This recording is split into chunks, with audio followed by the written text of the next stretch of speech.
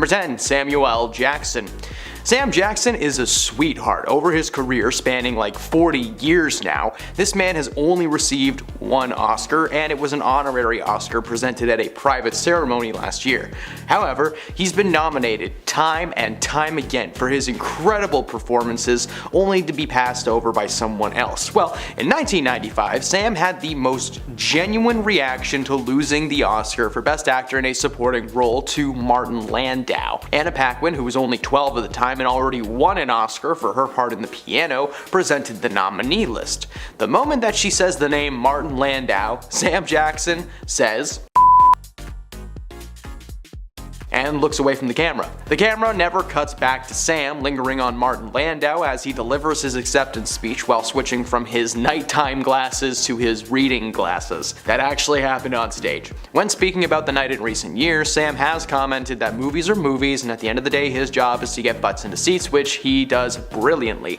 To be fair though, the role that he did not receive that Oscar for was Jules Winfield from Pulp Fiction. And while Ed Wood is a fine movie and Martin Landau did okay, Sam Jackson deserved that award for that movie, okay? People still shout that Marcellus Wallace monologue on stage to this day. Say what again?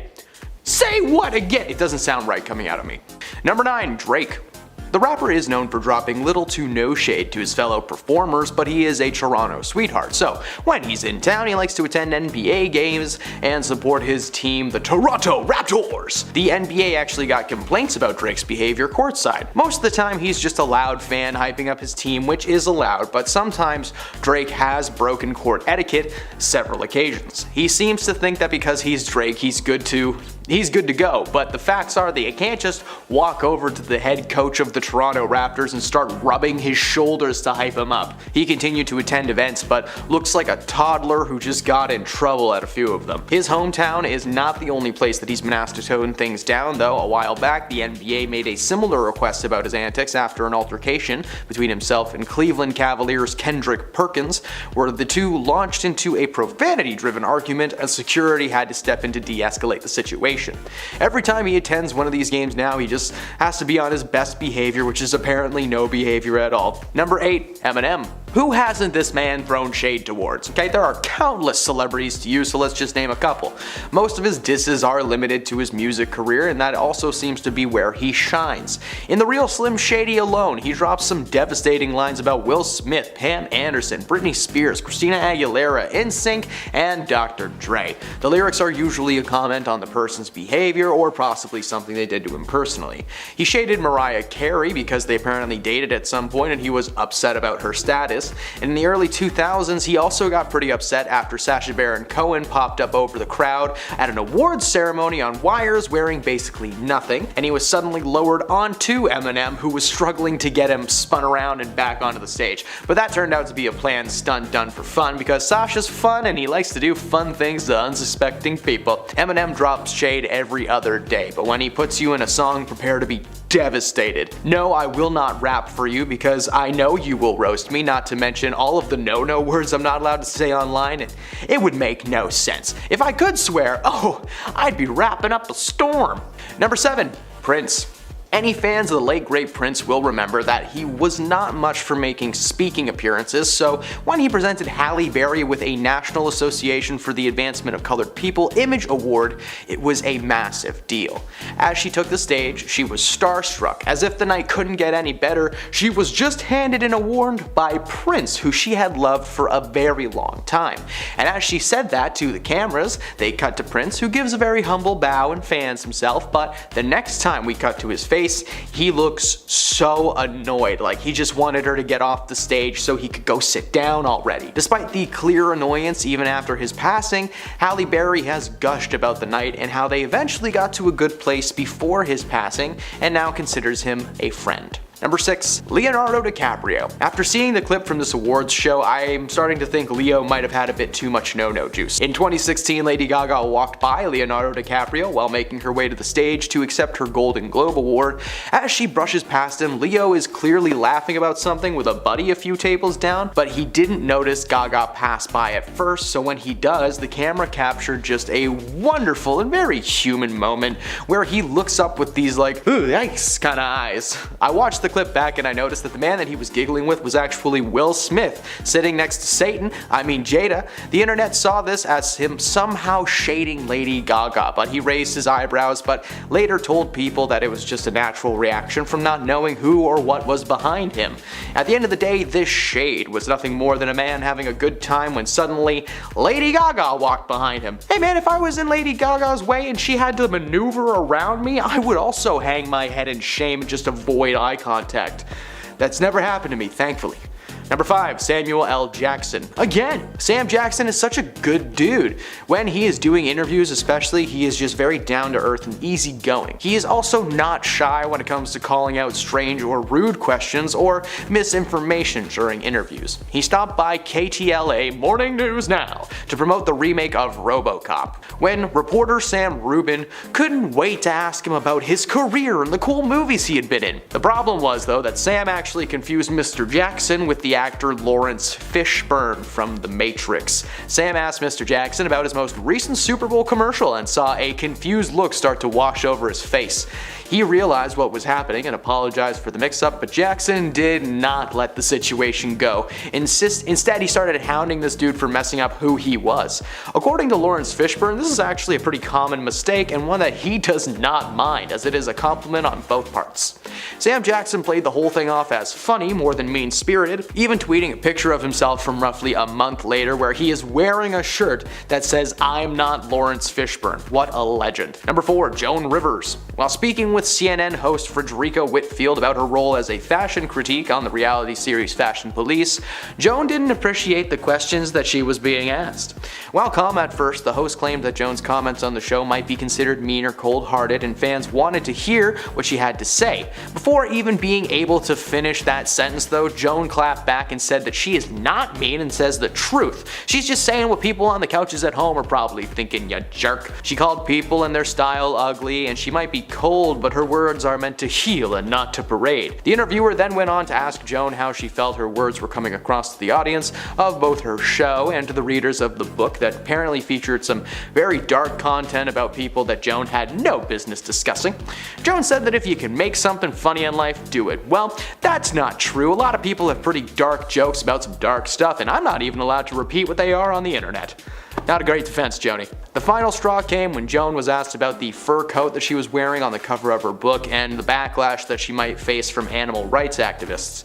Well, Joan got furious and started to leave the interview, but not before calling out Frederica for asking negative questions, for wearing leather shoes, and reminding her that she made people laugh for 50 years, lady. Yeah, she walked off and never returned.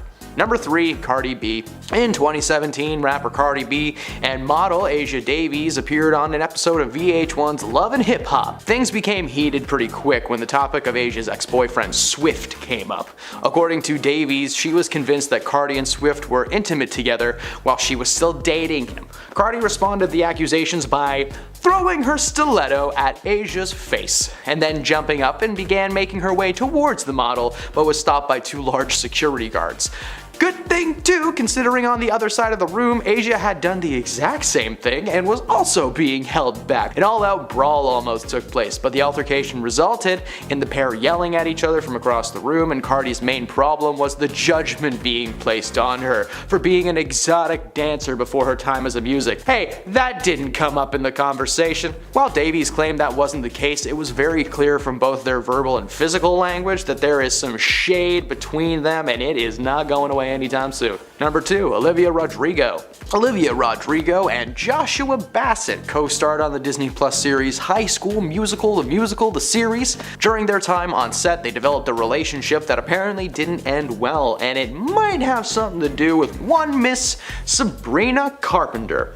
The Bizaardvarks alumni made headlines in January of 2021 after releasing her debut single, Driver's License. The hit song resonated with Rodrigo's fans, including Taylor Swift, but it also caused some to think that it was about the rumored drama between herself, Bassett, and Carpenter. Her lyrics were, "And you probably with that blonde girl who always made me doubt. She's so much older than me, she's everything I'm insecure about." The main reason people think that this is a dig at Carpenter is because initially the lyrics were brunette girl, not blonde girl. Big difference. Apparently changing it following the news of Sabrina's relationship with Bassett. Sabrina and Olivia basically started a singing roast battle. Apparently they just started releasing songs around the same time as each other, including topics of liars, cheaters, jealousy, all the good stuff, and it looks like the feud will be fueling quite a few hit songs in the near future. And at number 1, Selena Gomez. Selena Gomez and Hailey Bieber share a feud that reminds us of two high school kids that just can't seem to get along, and it is over a boy. Selena Gomez dated Canadian pop star Justin Bieber for quite some time through the 2010s, but the relationship was rocky and they would often split up and get back together over and over again. Justin had been friends with Hailey Baldwin for a few years, with that relationship apparently becoming romantic at one point. While initially this was the cause of the feud between these two, more recently there seems to be a more personal reason for their hatred. A TikTok user posted a side-by-side comparison video of Hailey and Selena to show how much Hailey had been copying Selena Gomez. There were pictures of them wearing similar outfits. They also compared the coincidence of Hailey starting a YouTube cooking series called What's in My Kitchen at the same time that Selena had just released an HBO Max cooking show called Selena Plus Chef. Gomez was quick to thank fans for acknowledging the strange copycat behavior and let the world know that she was well aware of the similarities starting to rise, and she wasn't having any fun at all. Number 10, Justin Timberlake. One of the most discussed sections of The Woman in Me, a memoir by Britney Spears, is of course a revelation on what really happened while she was dating her Mickey Mouse Club co-star Justin Timberlake. After meeting JT in the clubhouse, the two sparked a romantic connection, and their connection was strong, but unfortunately Britney had to make a terrible decision in the year 2000 when she found out she was pregnant, and at first she was very excited about the whole thing because she wanted to be a parent. In her book she revealed that she had planned on starting a family with Justin, but I guess it was just going to be a little bit earlier than she expected. Well, it turns out Justin not so excited and told her that they were both too young to start a family, continuing to remind her that their careers would also need to be put on pause. This revelation may be part of the reason that Justin reportedly was so nervous leading up to the book's release, and since the book's release he's had to turn off his Instagram notifications because, hey, he's terrible and people want to let him know. Britney revealed that if the decision had solely been left to her, she would have gone through with a pregnancy, but she decided to go the opposite route instead. She claims that she only did this because Justin clearly didn't want to be the dad, and in the book she said that looking back, it was one of the most agonizing things she had ever experienced in her life. Number 9, Jamie Foxx. So this is one of the more recent secrets that's been revealed, so to speak. So far, this is just an allegation, but a woman is suing Jamie Foxx for alleged physical mistreatment at a rooftop restaurant. The allegations are being backed up by two eyewitnesses, a friend of the victim and a security guard who saw the whole thing go down and let it happen. According to the unnamed woman, she spotted Jamie at a restaurant around 11 p.m. and after a couple of hours decided to ask him for a picture. Jamie was apparently under the influence, and according to the accuser, he became very handsy as the night progressed. He said yes to the picture and then apparently said that the woman had a model's body and smelled good. Then there are some darker and honestly pretty disturbing details that I can't go into in this channel, but if they're true, something tells me Jamie's career may be done. Truly just dark stuff. The court case is being brought forward as the Survivors Act is about to be implemented in the US. This act allows victims of physical offenses to bring civil cases to court after the statute of limitations has expired. The statute means that after a certain amount of time has passed, the victim can no longer file criminal charges. However, the new act means that civil cases are good to go. So we will see what happens to Jamie in the coming weeks. Number 8. Lizzo. Lizzo may have been a public advocate for body positivity, but as part of the lawsuit being brought up against her, it looks like all that positivity may have just been an act that she was putting on to make herself more universally loved. Now, I'm not a small man. In fact, I have what many call a dad bod, and I'm very cool with it. So I'm not dismissing the notion that we should love and respect ourselves, but come on, she made it a massive part of her personality on camera when it sounds like the only body she actually cared about was her own. According to her dancers, Lizzo regularly shames her team and makes them feel that they are too large or gaining weight, with several dancers confirming these claims. One of the dancers, Crystal Davies, who is part of this lawsuit, was fired for secretly recording a meeting between herself and Lizzo. The meeting was about the dancer's performance on stage recently and her apparently disliking the weight that she had been gaining, claiming that she wasn't committing to the role. She was also bringing her dancers to weird places and making them do weird things. Lizzo was at a club in Amsterdam's red light district when she coerced, aka forced a dancer to touch a woman's bare chest despite saying no several times. She also made them eat bananas from some no-no zones. Again, nobody's idea of fun. Currently, there is still a court case up in the air and no one knows what will happen, but so far Lizzo is maintaining that she did nothing and will prove her innocence. Number 7, Russell Brand. Even before the controversy surrounding Russell Brand came up this year, this dude was unwelcome everywhere. Royal events, awards shows, kids' birthday parties, who knows? For anyone who doesn't know, I'm really sorry to be the one to tell you, but Russell Brand is a terrible person. The man known best as a comedian, a bringer of joy, was secretly manipulative, aggressive, and at times violent with his ex-partners. Following in the news that a documentary about his life and career was set to release on BBC's Channel 4, several complaints got filed against him, alleging mistreatment during their time together. The allegations were actually reinforced by Russell's ex, Katy Perry, who they dated for quite some time, and she came to learn that Russell was short-tempered, opinionated, and stubborn. Russell's career was canceled, and he's currently awaiting a trial. Number 6, Jonathan Majors. Jonathan Majors is currently the man behind Kang the Conqueror in the MCU. He was written as an important person in that franchise, being a villain in a couple of movies and recently a villain in the Loki TV show.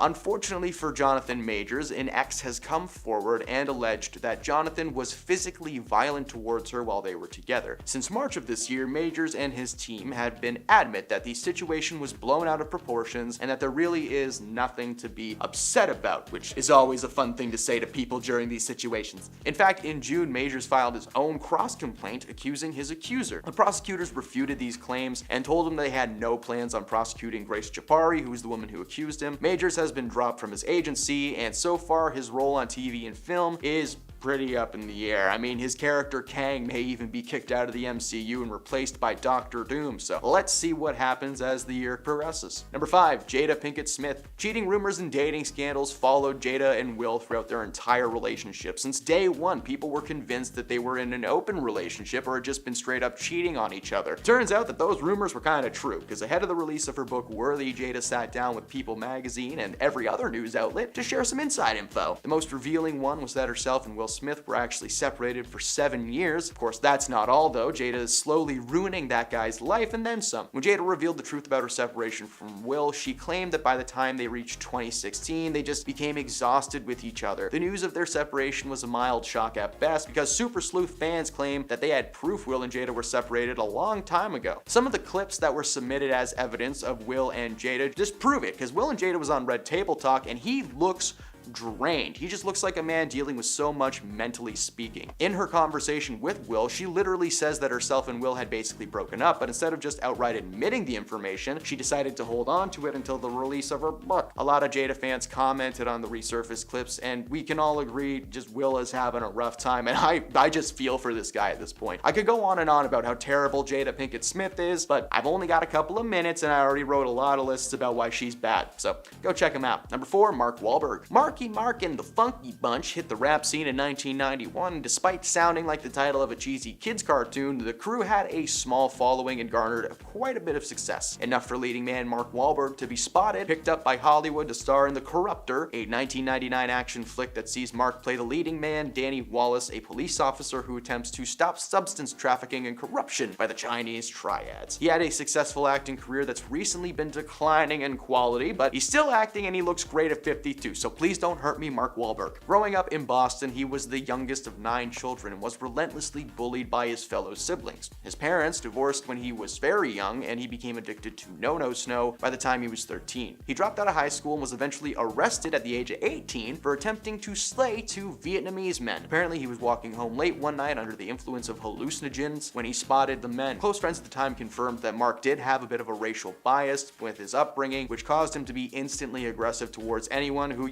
wasn't white. He attempted to swing a large log at them, which made contact and knocked one of them unconscious. He was eventually released after serving only 45 days of a 2-year prison sentence, and he vowed to change his life forever. So far, that promise seems to be kept, and I can personally confirm that he's a very polite and patient person, because he watched a movie at a theater I used to work at. He travels with like 5 people at all times. It's a little intimidating. Number 3, Margot Robbie. Margot may be a perfect Barbie on screen, but apparently behind the scenes, she may be a psycho. In a recent interview with BBC Radio 1, Margot reminisced about a little prank she pulled on an old babysitter. It involved kitchen cutters, which is the word I'm forced to use for See, they bleep it out. Apparently, Margot has just gotten a new babysitter, a much older woman that just was not as cool as Talia, her old babysitter, so she hatched a plan of sweet, sweet revenge. After a particularly trying day where Margot refused to take a bath, she decided to kick the old lady out for good and grabbed ketchup, a stabby-jabby device, and laid face down on the kitchen tiles. You know,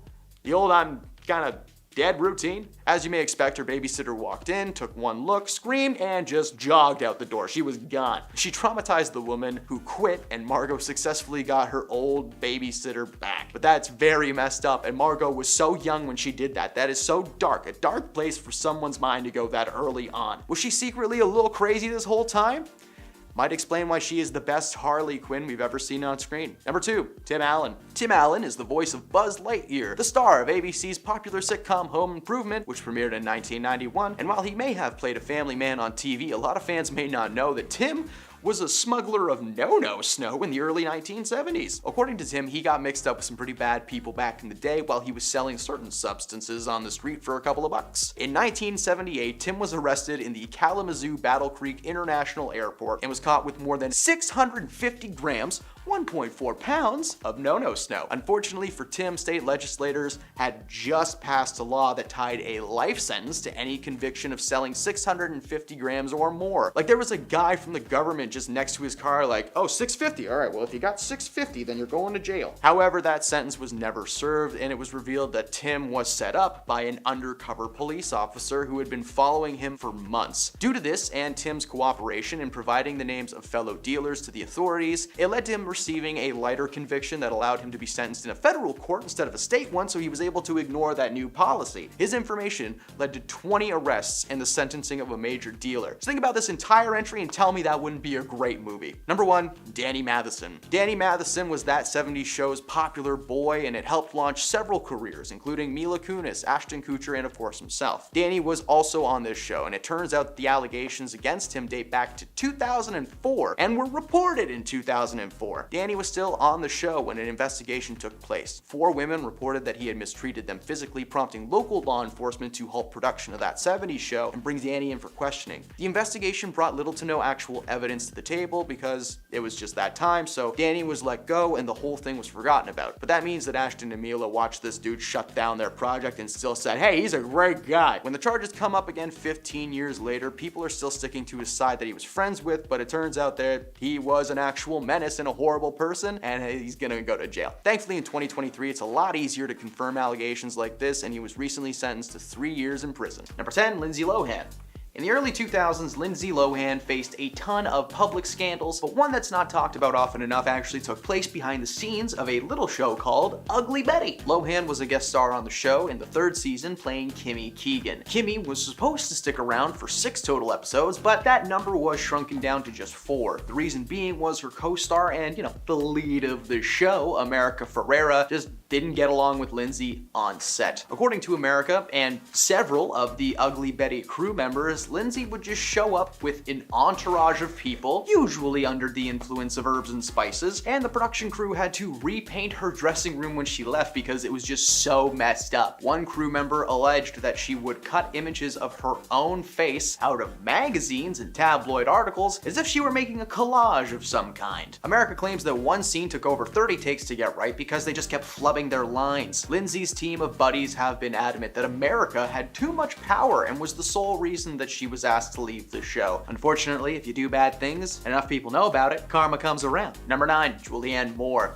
Creative differences, the phrase that has been behind some of the most tragic Hollywood stories in films that could have been, and in this case, roles. For an industry centered around creativity, the movie industry can be awfully risk-averse, especially when it comes to the decision of casting a lead. Now, it's not uncommon for actors to suddenly be thrust out of productions in lieu of a new face, or in some cases, the original choice that you were replacing. A good example of doing it yourself, though, is Julianne Moore. The actor from films like the 2013 reboot of Carrie and the action flick Kingsman: Golden Circle was set to play the leading lady in the critically acclaimed dramedy Can You Ever Forgive Me? And she was casted as the character Lee Israel, a writer who falls out of step with current culture and decides to embellish her writing, basically inventing the concept of fake news. Julianne began filming her scenes, but was asked to leave the production only 1 month into filming. According to the director Nicole Holofner, portrayal of her character character just wasn't what she had in mind while writing. Julianne played the role with too much of herself influencing the overall appeal. When directed to try to play the role another way, Julianne continued to give a similar performance, and she was ultimately replaced by Melissa McCarthy, better known for her more comedic roles in movies like The Heat and Bridesmaids, but her turn as Lee is considered to be one of her greatest acting achievements of all time, even landing her a nomination for Best Actress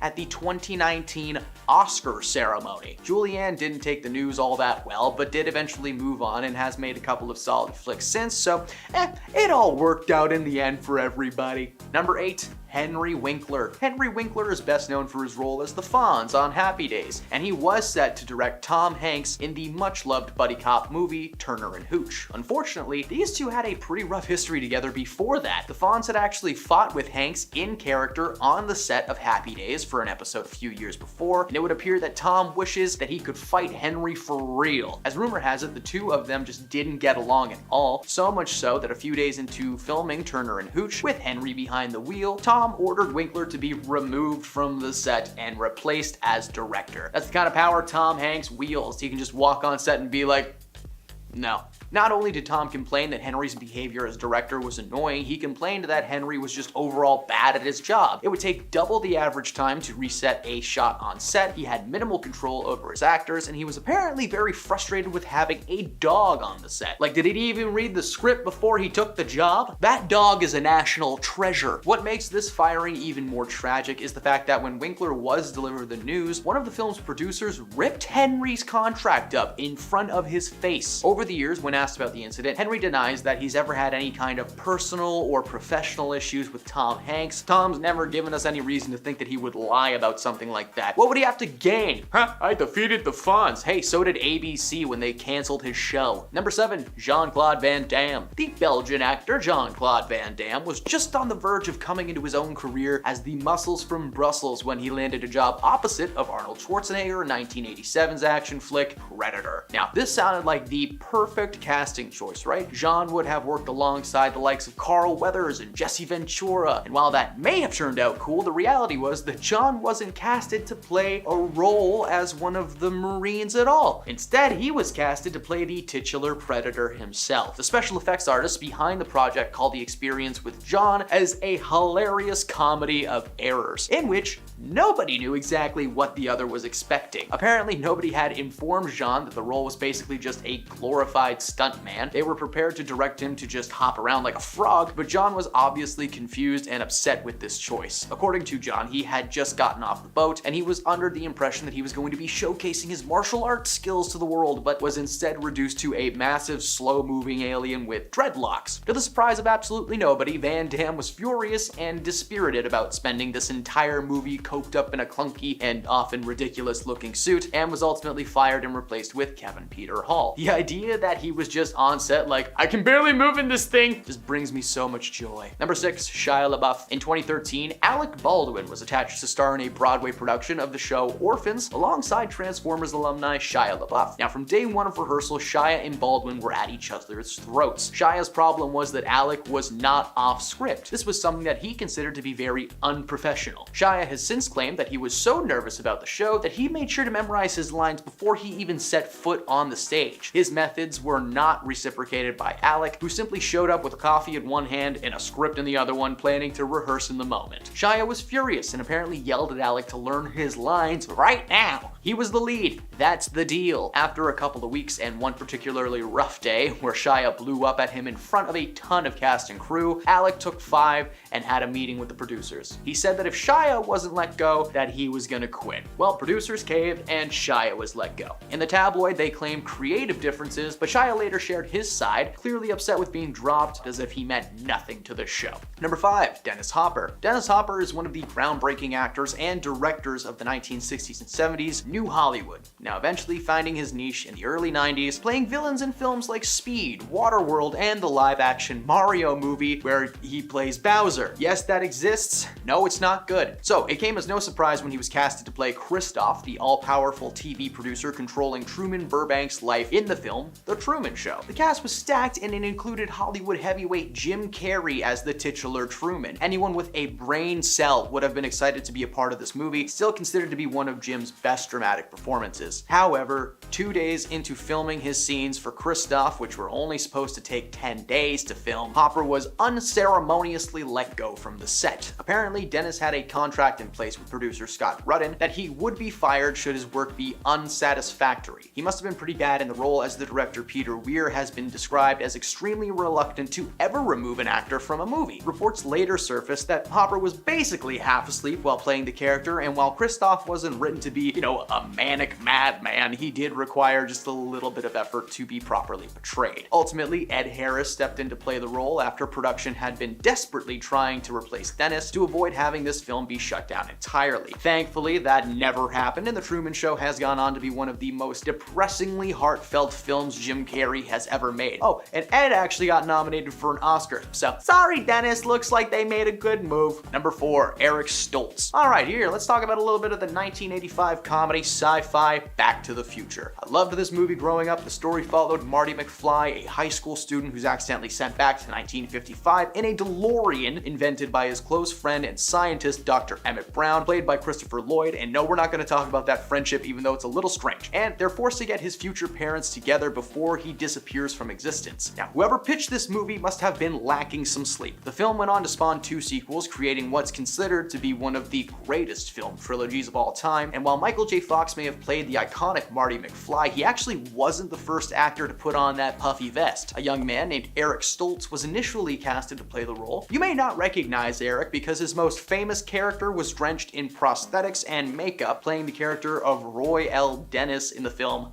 Mask, a man with severe facial and skull deformities. He was nearly halfway through shooting this movie when the news came that he was going to be replaced by Michael J. Fox. Fox was the director Robert Zemeckis' first choice, but he was initially unable to sign on to the project because of his prior commitments to the show Family Ties. Eventually, though, the 2 studios were able to find a way to make it work and allowed him to film both projects. This is why you may notice that a majority of Marty's scenes that take place outside are at night, because it was the only time that he could film for like 60% of this movie. Robert wanted Eric out from the very beginning though, because his portrayal of the character was just too intense, a lot more intense than the writers had in mind, not to mention Eric read the end of the movie as a tragedy instead of a happy ending. Spoiler alert for a movie that's like 40 years old. At the end of the first film, Marty returns to 1985 after successfully getting his parents together, but instead of being poor and depressed, the family is thriving and successful, and somehow Eric took that as Marty being an outsider in a world he didn't know. But just like, look at the truck he has parked in his garage, like nothing tragic about that. His intensity combined with his depressing performance of the finale got him kicked off of the film only minutes after Fox was available. Number 3, Alyssa Milano. Alright, let's talk about the show Charmed, a solid series that was on the air for 10 years. The series followed 3 sisters that discover they're descendants of a line of good female witches and are destined to fight against the forces of evil. Yeah, it was a fun show. However, just because you play sisters on set doesn't mean that you're gonna be close in real life. Rose McGowan and Alyssa Milano had a very public altercation that resulted in a little incident on set being shared with the world. Rose claimed that Alyssa threw a fit in front of the crew, yelling that they didn't pay her enough to do the thing she was doing, only she didn't say thing she was doing. She said a bad word. She called Alyssa's behavior appalling, claiming that she cried every time the show got renewed for another season because it meant more time on a toxic set. Alyssa never shared her own comments on the situation and was eventually let go from the show, confirming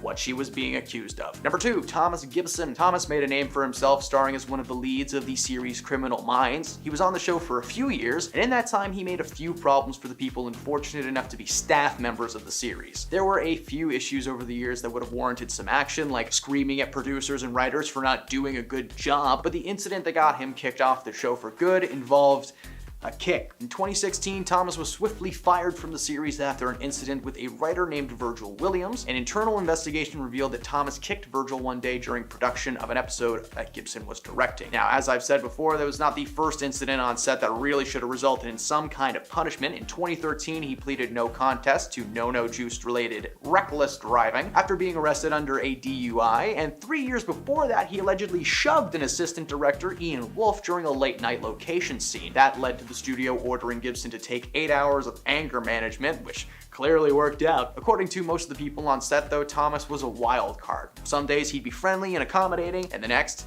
nuts. And at number 1, Richard Gere. Richard Gere is one of those actors that doesn't really act. You know, sometimes people just get hired for films because they have a face for it or a style. For Richard Gere, he did not have enough class and moxie to keep a handle on his role in the film The Lords of the Flatbush. Now, he was cast to star alongside Rocky Balboa, Sylvester Stallone, and according to Sly, these two just didn't get along. Their beef was strong and long-lasting throughout production until it finally came to a head when one day Richard was just a little bit too into one scene and grabbed Sylvester aggressively by his collar. When Sly told him to lay off, he laid in instead. Now, the scene was being filmed on Coney Island, and when the actors took a minute to take a break, they tried to break each other. Sly was eating a hot dog alone in his car. Sounds peaceful, right? Well, then suddenly Richard came in and joined him with half of a chicken dripping in mustard. Despite Sly's warning about the mustard, it dripped all over his pants, and in true Rocky fashion, he elbowed Richard in the face and threw him out of his car. The altercation resulted in Richard being fired from the project. Oh no! We have to decide between Richard Gere and Sylvester Stallone.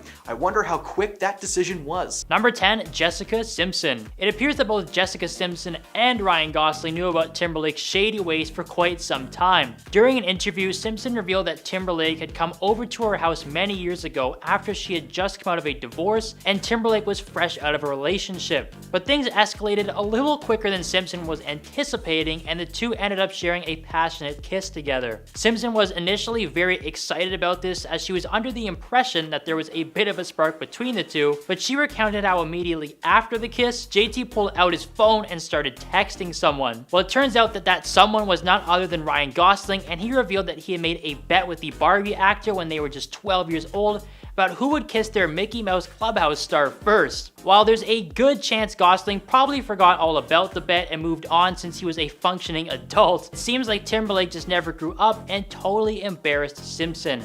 Number 9, Prince. The lead singer was a very likable person and didn't really have many enemies, but Justin Timberlake clearly wasn't too pleased with how the Purple Rain singer responded to one of his songs. After Timberlake released his hit song Back, Prince replied that he never left. While it didn't really seem like too much, JT really took the comment to heart and decided to call out Prince in his song Give It To Me when he said, "We missed you on the charts last week. Damn, that's right, you wasn't there." On top of that, many people were a little annoyed with JT when he accepted the Golden Globe for Best Original Song in a Motion Picture on Prince's behalf, and he decided to bend down to mimic Prince's small stature. The real cherry on top of the bizarre feud was when Justin displayed a hologram of Prince during his Super Bowl halftime performance after the late singer stated that the whole practice of holograms was demonic. Number 8, Britney Spears. This is a name that we will be seeing and hearing a lot of when it comes to Justin Timberlake. She really didn't have many good things to say about her ex-boyfriend in her new memoir,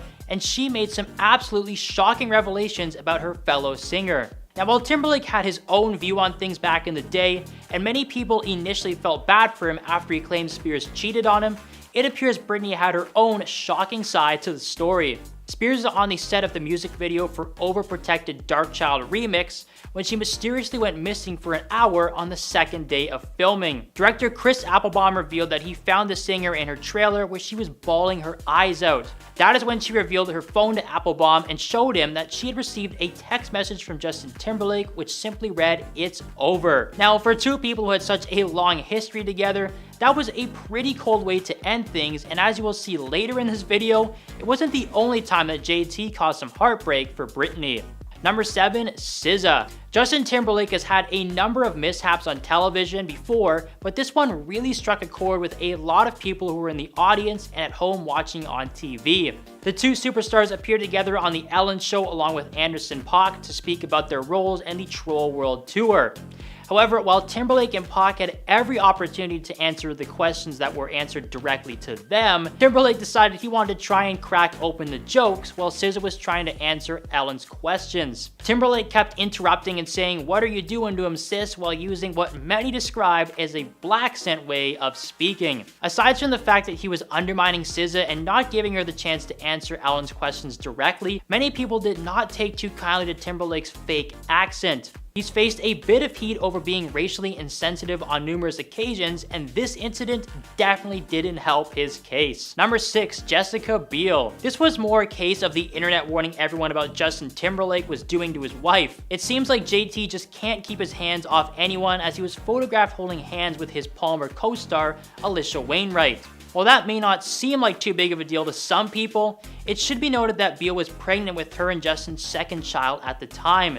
This obviously sent the internet into a huge frenzy, as many people believed the singer and actor was cheating on his wife, and it sparked so much trouble that Timberlake actually had to post a public statement on Instagram. Timberlake let everyone know that nothing was happening between him and his co-star, but he acknowledged the fact that it was a severe lapse in judgment. He also noted that it caused serious issues for Biel and his family and seeked forgiveness for his actions, but it's pretty clear that his judgment in these kinds of scenarios is not the greatest. Number 5, Kylie Minogue. Justin Timberlake found himself in hot water again over a video of him performing with Kylie Minogue at the 2003 Brit Awards in London. And with everything that's on the internet, this one has resurfaced on Instagram in the wake of the JT controversy. In the video, Justin is seen grabbing Kylie's behind while they're performing. And according to reports, he had apparently asked her for permission before the performance, but she refused. Later on, he even bragged about representing America to the fullest by copying a feel. So that's exactly the kind of person that Justin is. He has a history of harming women, and this is all a part of it. You might think this wasn't a big deal, but the fact that Kylie refused and he still went ahead and did it is a huge indication of his entitlement. This is hardly the first time Justin has been embroiled in a controversy involving a female pop star though. This wasn't a big deal, but the fact that Kylie refused and he still went ahead and did it is a huge indication of his entitlement. This is hardly the first time Justin has been embroiled in a controversy involving a female pop star though. In recent years, the once seemingly untouchable president of pop has been going through a reckoning. He's been the subject of many a think piece about the double standards women face in the music industry, so it makes sense that people are now looking back on his controversial moments and talking about his red flags. Number 4, Michelle Williams. From reflecting on some of her most iconic performances to shedding light on her conservatorship, Britney Spears' memoir is the gift that keeps on giving. Now, thanks to the audiobook, we also have a recording of Michelle Williams doing an impression of Justin Timberlake while narrating the memoir. A clip from the audiobook has since gone viral and has almost 17 million views. In the clip, Michelle recounts the embarrassing moment Britney and Justin ran into R&B singer Ginuwine. She said, "One day, Jay and I were in New York going to parts of town I'd never been to before. Walking our way was a guy with a huge blinged out medallion. He was flanked by 2 giant security guards, and Jay got all excited and said so loud, 'Oh yeah, faux shiz Ginuwine, what's up homie?' Britney said that Justin wasn't even embarrassed when her assistant started mocking him for the incident. In the memoir, Britney explained that she sometimes thought Justin and his group NSYNC tried too hard to fit in with hip-hop artists that they hung out with. The clip sent internet users into a frenzy, with many people joking about Michelle's hilarious impression of Justin Timberlake. Number 3, Britney Spears Part 2. Yeah, there is a lot about JT in the Britney Spears memoir, and so much so that she deserves to be on this list multiple times. While things obviously did not end well between Timberlake and Spears, it turns out there was a pretty shocking moment that happened during the relationship that more than likely was the beginning of the end. Back in 2000, Britney discovered that she was pregnant with Timberlake's child and was very excited that she was going to get the chance to start a family with her partner. However, JT didn't see eye to eye with Spears and believed that they were too young to raise a child together and wanted absolutely no part in starting a family at the time. This left Spears with a very difficult decision to make, and unfortunately it ended up with her going against her wishes and getting in a Britney revealed that if the choice had been left solely up to her, she would have gone through the pregnancy and started a family, and this may have changed her path in life for the better. Number 2, Amanda Seales. Yes, it turns out the SZA incident was not the only time that JT was called out for being racially insensitive. Following the terrible killing of Ahmaud Arbery back in February 2020, many people took to social media to show their support for the victim's family and denounce racially motivated hate crimes.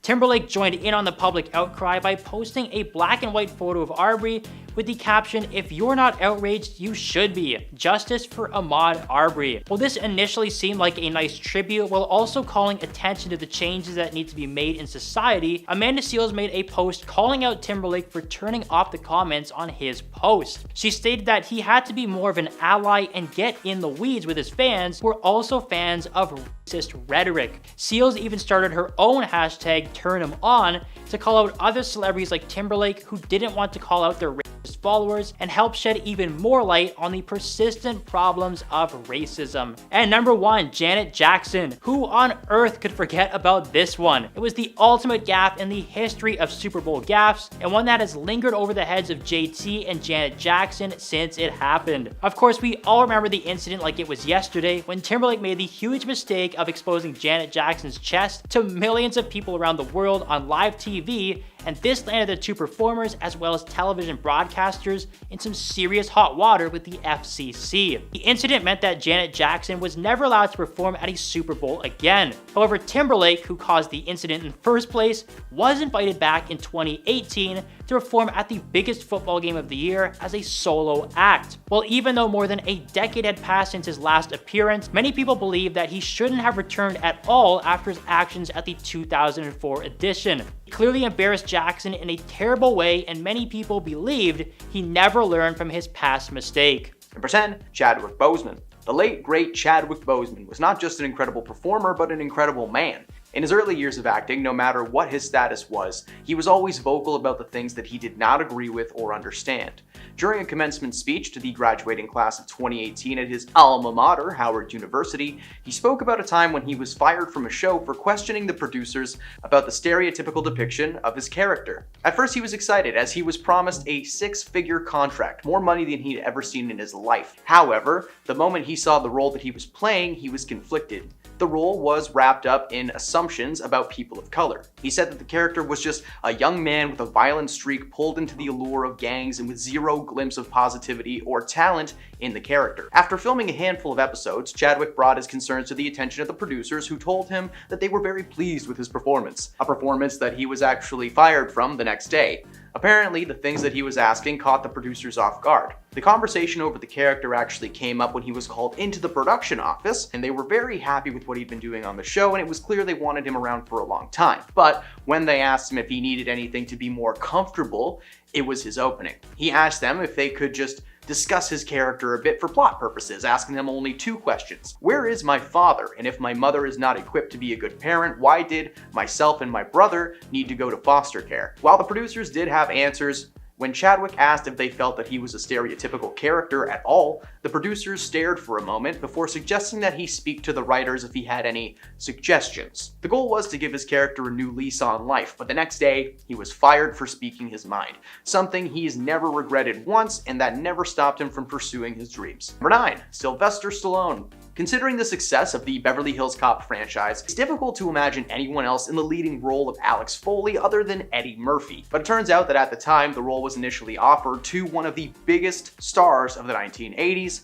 Sylvester Stallone. What's funny still is that at the time he was not just a skilled actor, but earning an Oscar nomination for Best Original Screenplay for Rocky. But it seems that Rocky and the studio didn't really agree on many things, and eventually Stallone was exited from the project. One of the first major changes in Sly's version of the script was the violence. He wanted it to be ramped up to 100 and make it a real action movie. But the film was presented to him as a comedy. Even though he agreed to do it, he wanted to make some changes before the cameras rolled. He was exclusively told not to change anything about the film, but he insisted and rewrote the project as a 50-50 action comedy movie. When he presented the changes to the producers, they were not pleased with his script. In fact, quite the opposite. It was quickly decided that Sylvester would be let go as the lead and Eddie Murphy would be brought in to fill in the blanks. It was not in vain, as he took that mangled script, incorporated elements of the novel Fair Game by Paula Gosling, and eventually it became the 1986 film Cobra. Although it wasn't loved by critics, it did go on to make around $160 million globally, which pretty good at the time. Number 8, Edward Norton. 3-time Academy Award nominee Edward Norton has been the leading man in many memorable movies. Primal Fear, American History X, and of course the most famous one, but as we all know, But of course, one of his most famous and mainstream roles was in the 2008 MCU flick, The Incredible Hulk. Although the movie was not a massive success at first, the audience was shocked when Edward Norton was replaced by Mark Ruffalo in the first Avengers film. The president of Marvel Studios, Kevin Feige, said that the decision was not monetary, but it was actually due to the company wishing to hire an actor who embodied the creativity and collaboration that the other Marvel stars had so far shown on their projects. After Kevin made these statements, however, Norton was amicable but adamant about splitting ways with Marvel and mentioned that his roles in Birdman and Moonrise Kingdom would oppose the loud and extravagant role that he had in the MCU. Many believe that his calm response may be because he was paid handsomely before he was let go as a little bit of hush money. Marvel is good at hiding secrets, especially from their actors, but it was still so early in the MCU that Edward was certainly aware of hidden details and events that would make him a liability in the industry. Number 7. Colin Firth. The live-action Paddington movies are surprisingly very popular. The series, based on the children's book, has really hit home for a lot of people. First and second film are currently rated at 97% and 99% fresh, respectively. 99. The success of the film can of course be attributed to the incredible cast, including the voice of Paddington, Ben Whishaw. But of course, Ben was not the first voice that had been recorded for the role. Initially, the voice of Paddington was done by Kingsman star Colin Firth. I know he's been in other things, but I love those movies and that's how I know him best. Not only did Colin record all of the lines start to finish, but he was not told that he was being replaced until a couple of months before the premiere. In some of the first promotional videos for the film, the animated bear never does anything more than grunt. It turns out that the creative team felt Colin's voice just didn't match with the vibe that they were going for. It made Paddington sound too old and distinguished when he needed to be some fresh young thing. Yeah, he was just happy to be working. Now let's get into some more dark Hollywood backstories, shall we? Number 6. Jim Carrey's origins. A Canadian legend, Jim is considered one of the greatest modern comedians of all time, famously releasing 3 films in the year 1995, Dumb and Dumber, The Mask, and Ace Ventura, which all made millions at the box office, and still hold up to this day. As many know, comedians tend to have a pretty rough backstory, as the best comedy comes from a place of pain. Over the years, Jim has come clean about his strange but fun upbringing. His family struggled financially, and he grew up watching his mother struggle with depression, which he claims to have passed down to him. Despite his energy, he was a bit of a recluse growing up and apparently spent hours in his room making faces in the mirror instead of hanging out with. After dropping out of high school to work a full-time job, Jim and his family were forced to live in a Volkswagen van together, becoming homeless for a short period of time. He went on to attempt a career in comedy, at first to minimal success, but of course, he was able to find his footing and made his place in comedy history. Number 5. Woody Harrelson's father. Woody is best known in Hollywood as the wildest wild child to ever exist. He eats raw meat, he's an eco-crusader, a protester against violence, and an advocate for the legalization of herbs and spices in the United States. He's loved on screen, but did you know that his father took people out for money? And I'm not talking about on dates. Charles Harrelson was sentenced to 2 lifetime sentences for the slaying of a federal judge in San Antonio. Prior to that charge, Charles had previously been acquitted for the slaying of Alan Berg, a carpet salesman, and convicted of the slaying of Sam DeGalia Jr. Yeah, the evidence shows that Charles was not a great. Woody doesn't speak much of his father these days, opting to instead leave his family troubles in the past. He does, however, say that the one thing that his father said to him that he still uses to this day was, always keep an open mind. Yeah, Charles knew all about opening minds. You can't put that in the video, that's just for the editor. I just did. Number 4, Mark Wahlberg should be in jail. Marky Mark and the Funky Bunch hit the rap scene in 1991. Despite sounding like the title of a cheesy kids show, the crew had a small following and garnered a lot of success, enough for leading man Mark Wahlberg to be spotted and picked up by Hollywood to star in The Corruptor, a 1999 action flick that sees Mark playing the leading man. Action by the numbers, kinda get it? He's had a successful acting career that has recently been declining in quality, but he's still acting and looks jacked at the age of 50-something. So please don't hurt me, Mark Wahlberg. Infinite was just hard to watch. Growing up in Boston, he was the youngest of 9 children and was relentlessly bullied by his fellow siblings. His parents divorced when he was very young, and he became addicted to no-no snow by the age of 13. He dropped out of high school and was eventually arrested when he was 18 for attempting to slay 2 Vietnamese men. Apparently, he was just walking home late one night under the influence of a hallucinogen narcotic that I won't get into, when he spotted the men. Close friends at the time confirmed that Mark had a racial biased upbringing, which caused him to be instantly aggressive towards anyone who, wasn't white. He attempted to swing a large log at them, which made contact and knocked one of them unconscious, and he was eventually released after serving only 45 days of his 2-year prison sentence. And he vowed to change his life. So far, he's kept that promise. I can personally confirm that he's very polite and patient because he actually watched a movie at a theater I used to work at. He travels with a crew of 5 people at all times. It's a little intimidating. Number 3, Tim Allen's hobbies.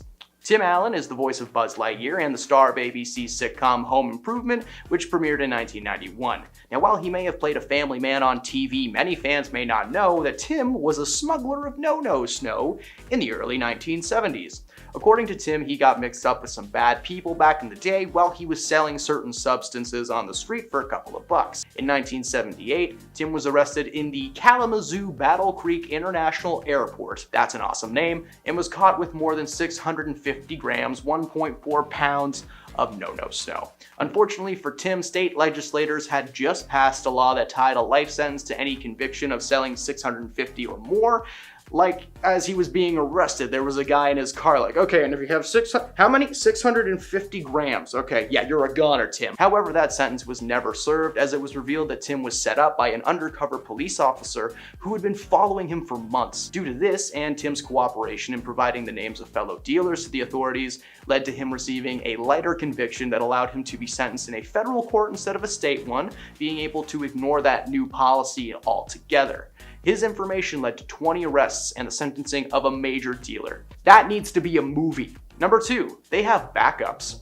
There have been many rumors over the years that Hollywood likes to clone their best and brightest on the off chance that they will need them again following an untimely demise. According to the internet, Paul Rudd actually got to star alongside his clone in the show Living With Yourself, not some CGI thing. Now, Paul has, of course, claimed the performance was achieved with CGI and filming one character one day and another the next, but come on, Paul Rudd's also 54 and looks, well, like that. Something's not right about that. Now, there is a theory out there that celebrities are made up of lizard people who take the forms of actors and singers to influence people. Paul is thought to be one of those lizard people. I don't know. I don't believe this theory. I'm just sharing some stuff I found on the internet.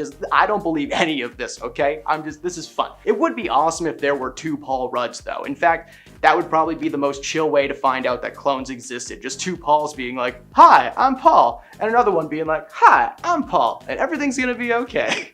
Number 1, they're all broke. That's right, despite it being one of the most lucrative industries in the world, most of Hollywood actors, writers, directors, all of them are not as well off as people may think. Unless you've been living under a rock for the last little bit, most of Hollywood was closed for a while as its staff were on strike. Some of the toppest of tier actors joined the crew in solidarity, and they are actually still on strike right now, not stopping until Hollywood's producers and big budget studios start sharing the money they make. Actor Sean Gunn gave an interview a few weeks ago where he mentioned working on a show currently streaming on Netflix, a show that has made over $4 million in residuals, of which he has received basically nothing. This type of financial woe extends to a ton of people in Hollywood. Just wanted to take a moment to wish luck to anyone who's still out there, and hey, awesome that the writer part of the strike is over. That's pretty sick. At number 10, Kris Jenner. Simply titled Kris, the momager of the Kardashian clan, starred in a 6-week test run of her talk show. Not only did it receive terrible reviews, but it was canceled before it was even picked up. Frank Sisha, senior VP and president of programming at Fox TVS, admitted he knew by the time the test ended the show was not going to work. He claimed Jenner was uninteresting, trying to capitalize on her own name, and didn't have the ability to entertain. When the cameras were on, she looked like a deer in headlights. She had trouble reading the prompter, and the conversations she would have with her guests almost felt like she was trying to take some kind of survey with the most basic questions like, where are you from and what's your hobby? He did praise her hard work, but ultimately the project was a flop from the start. In fact, the studio later received hate mail aimed towards Kris, claiming her show would have been one of the worst moves for the Kardashian family ever.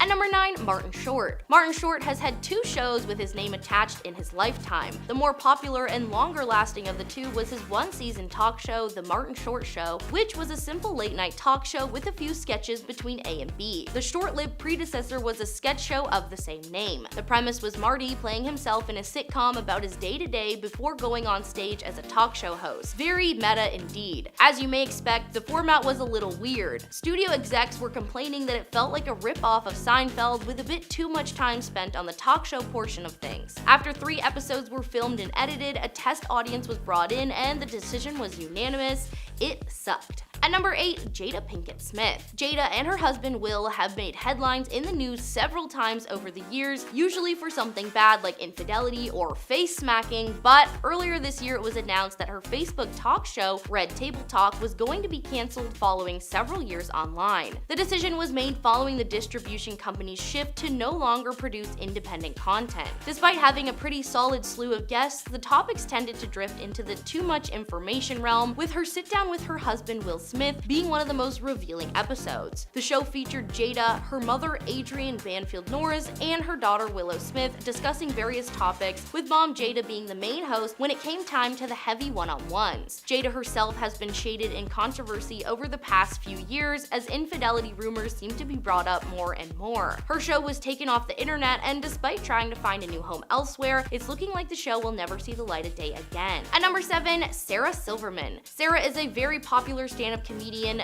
These days, she's out on the picket lines of the SAG strike with her fellow performers, but a few years ago, she was sitting cozy on the set of her very own talk show called I Love You America. The show was aimed to give Sarah an outlet to poke fun at the current political and emotional landscape of the country. She would also from time to time bring on various celebrity guests to discuss their past and share stories. There was a lot going on for Sarah, whether it was connecting with firemen in Texas over making accidents in their pants or going on a blind date with a conservative lobbyist in DC. She was never holding back. The show was actually pretty well received among Sarah's fans, but the executives over at Hulu did not appreciate the content of the show. Apparently, big budget studios don't like it when you get politics involved. The show only lasted 1 season, including 21 episodes, and it was nominated for an Emmy in 2018 for Outstanding Variety Sketch Series before its untimely demise. At number 6, TJ Miller. Before being accused of misconduct by several women, Miller was on the hot streak starring in Silicon Valley and the Deadpool franchise. In 2017, he was given a green light to host an 8-episode talk series called The Gore Burger Show, but unlike normal talk shows, this was meant to act as both a talk show and a straight-up TV series. Miller voiced a massive blue puppet monster named Gore Burger. The alien takes a Japanese talk show hostage as he learns what it means to be a true human from various celebrity guests, including Tig Notaro, Larry King, Rob Corddry, and Reggie Watts. The show was created after the success of the short sketch series of the same name on the Funny or Die YouTube channel. In fact, it ran for 2 seasons on YouTube before being picked up for television. The concept was neat and had clearly been working online. However, the show was canceled after only 8 episodes due to the lack of star power they were able to land on the show. Some say the show was canceled due to the allegations brought against Miller, as the cancellation announcement came only 1 week after the news began to make headlines. At number 5, Khloe Kardashian. The Kardashian family have tried many tactics over the years to increase their never-ending flow of cash. Like when Khloe decided she wanted to do something outside of keeping up with the Kardashians while still being her real authentic self. An online media outlet called FYI greenlit a talk series starring Khloe and her celebrity guests indulging in drinks while chatting, calling it Cocktails with Khloe, but with a K of course. She essentially created an environment where she could be paid to drink and chat with her friends, which is exactly what the show became. Unable to secure a list of celebrities, she forced her family to appear on the show along with several of her reality star friends, and some of her sisters even forced their friends to appear, like Snoop Dogg and Chrissy Teigen. Khloe acted as a producer of the series and would regularly clash with basically everyone on staff about what direction the show would go in. The drama, combined with the behavior of Khloe behind the scenes, caused them to cancel the show, releasing only 14 episodes of the planned 23. At number 4, George Lopez. George Lopez was once one of the most bankable men around. His comedic talents and eccentric personality made him instantly entertaining, so much so that he was given his own sitcom in the 90s, but we're here to talk about his talk show, Lopez Tonight. The show first aired in November 2009 on TBS. It actually didn't feature all that many celebrity guests and mainly relied on audience interaction and George's wild energy. He did have some guests appear, with Kobe Bryant and Ellen DeGeneres being the most notable. Unfortunately, at the end of 2010, there was a massive feud between The Tonight Show and Conan O'Brien that caused him to quit the series and sign on with TBS to create his own show. Show. This meant that Lopez would be pushed from a primetime 11 p.m. slot to the less exciting midnight spot. This move caused a steep decline in ratings, and as of August 2011, they decided to cancel the show entirely. The short-lived show will be remembered as a good time, as the decline only came from the time change.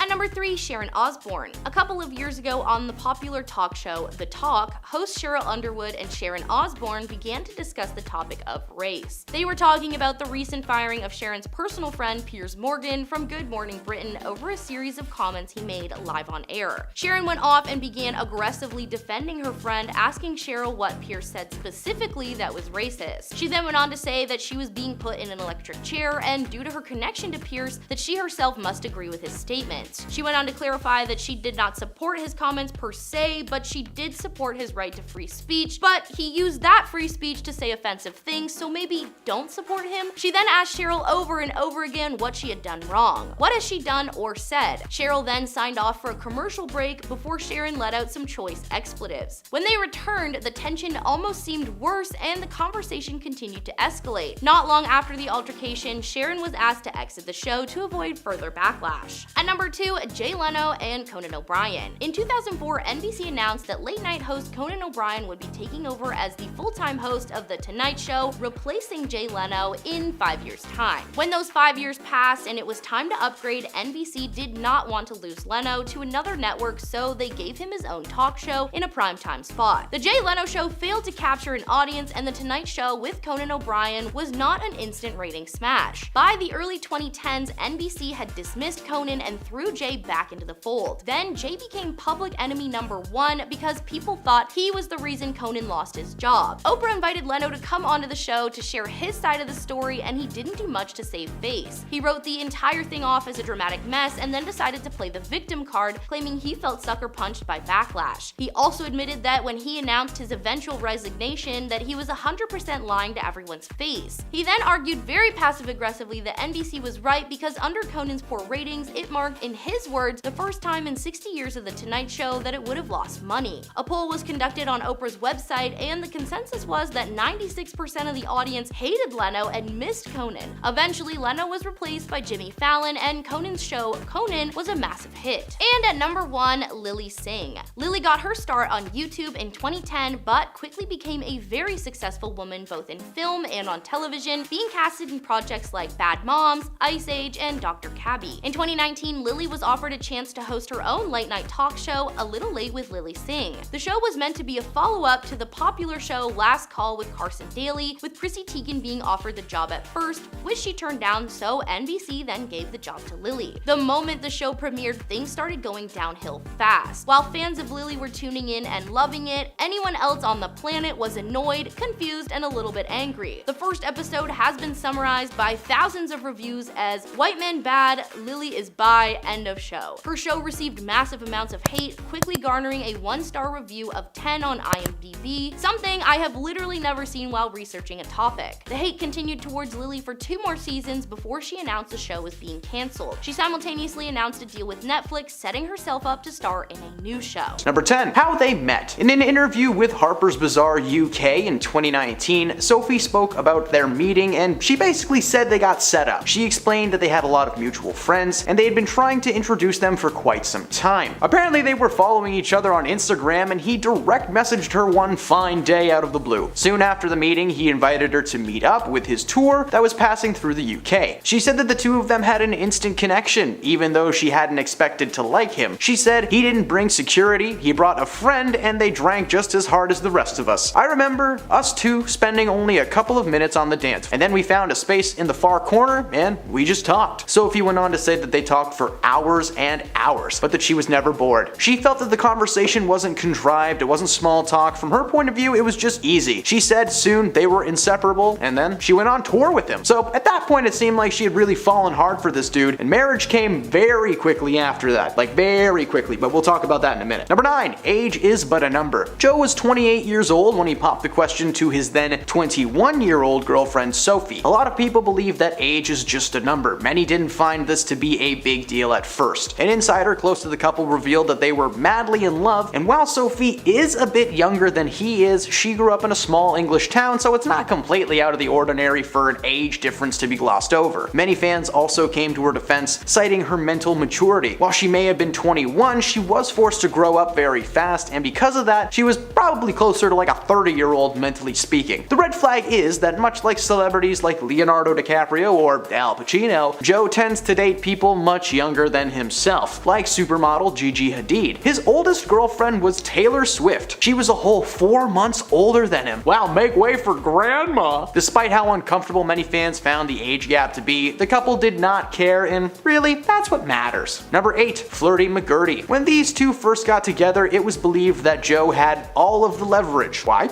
Well, Sophie was into him for quite some time, but she was aware that at the time, Joe was not known for his commitment skills. When they first met, he was a player, and according to several women, he was seeing them simultaneously and without each other's knowledge. Joe's tone shifted though when he met Sophie. By December of 2016, he was becoming a one-woman kind of guy. According to Sophie, they were intoxicated with each other and they started dating exclusively. However, it appears that he was playing the field for so long that he's forgotten to turn off his game. Joe was still flirting with women at his shows, and while it may have been accidental, the fact that he's not aware of what he's doing was cause for concern. Not only has Joe flirted with other people in the past, but apparently his ex Sophie did as well, with one of Joe's close friends whose jaw literally dropped when he saw her in real life. Number 7. The private PDA? Despite crying out to the public to just leave them alone, Sophie and Joe were known for their aggressive PDA. Whether it's getting cozy at an awards show, or at a Kings of Leon's concert, or during a shopping trip. Page 6 reported that in May of 2017, the couple went into a dressing room together in a Soho boutique. According to the report, the couple entered the change room and a customer noticed both of them in bare feet below the door. Now, while it's super creepy that someone was just peeking under doors in Soho, it was clear that Sophie was trying on clothes for Joe in the privacy of their own little room. When they exited, they noticed the couple to be giggly and very touchy-feely. Now, while being close isn't a bad thing per se, these two have constantly asked the world to ignore them and stop focusing on their love lives. Well, hey man, then stop licking your wife in public. Number 6. In and out. Las Vegas weddings. Quick, easy, and everlasting. Joe and Sophie tied the knot in Las Vegas after publicly claiming several times that they were in no rush to get married. After telling the world they'd be taking time off for themselves following their engagement, it was not less than a month later that they tied the knot and attended the Billboard Music Awards right after getting their license, like on the exact same day. They went to a little wedding chapel in Las Vegas that's famous for its star weddings, like Britney Spears' marriage to her friend Jason Alexander for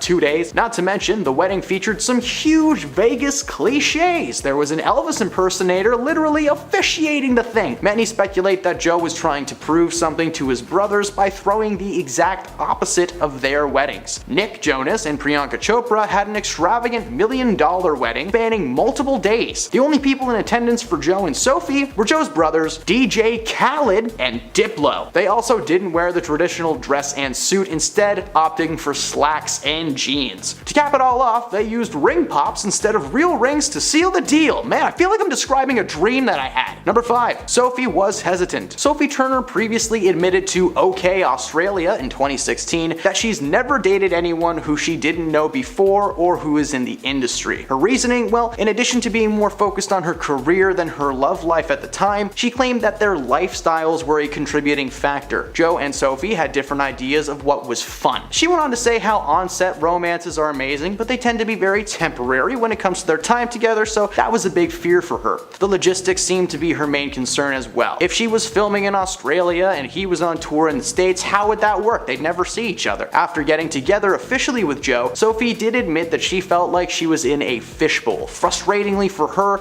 the smallest thing would be made into headline news. If she stubbed her toe on the sidewalk, it was in the front page. Her frustrations are legitimate, but why maintain this charade for so long if you're uncomfortable from the start? Number 4. Short and sweet. Before being engaged, the couple only dated for a very short time. Joe Jonas and Sophie Turner were first linked after attending a Halloween party together in 2016. The singer showed up dressed as a Dalmatian, while his love interest sported some pink sequins bunny ears, according to People magazine. Less than a week later, they were spotted looking very comfortable at the pre-MTV European Music Awards event in the Netherlands, where Kings of Leon's performed. Less than a year after getting together, Sophie was spotted with a ring on her finger, and the engagement was confirmed. Many people get engaged early early in their relationship, but as you've seen through this video, this was a case of rushing into things a little too quickly considering some of the other entries on this list. Number 3. She's messing with a gold digger. According to an inside source close to the couple, Joe was beyond excited when he started dating Sophie, and sounds like it's because of her money. According to the source, one of the main reasons that Joe is so smitten with his ex-man wife is because she is able to provide for herself and for him. Apparently Sophie does not let Joe pay for most things, something the musician is not used to. When speaking about his wife in interviews, Joe kinda just backed up the whole gold digger theory, as the first and foremost thing that he mentions is how much he loves her independence. He literally said, "She buys me stuff all the time. I love it." While many praise Sophie for her efforts, many people started pointing out the red flag and expressing their discomfort knowing that Joe Jonas doesn't pay the bill when he's out with his lady. Maybe that's why they're getting divorced. Maybe she kept the tabs and the bill finally came due. Number 2. Different love languages. According to Sophie herself, she learned that a majority of what she knows about physical intimacy was from her time on the HBO series Game of Thrones. I'm not sure why this needs to be said, but I'm gonna say it. Don't treat Game of Thrones as something to learn from. Dragons aren't real. They're not real, Nate. Thanks to the show, it may have skewed her view on what proper intimacy looks like. Meanwhile, Joe just seems to love chit-chatting about his private parts. Seriously, like every chance this guy gets, it's genitalia. He boasted to Vulture in December of 2013 about removing his purity ring, which himself and his brothers Kevin and Nick rocked during their Disney days. In October of 2016, he then talked about the size of his little dinghy compared to that of his brothers, which is just too much information. Very uncomfortable. He goes on to recount the time that he lost his V card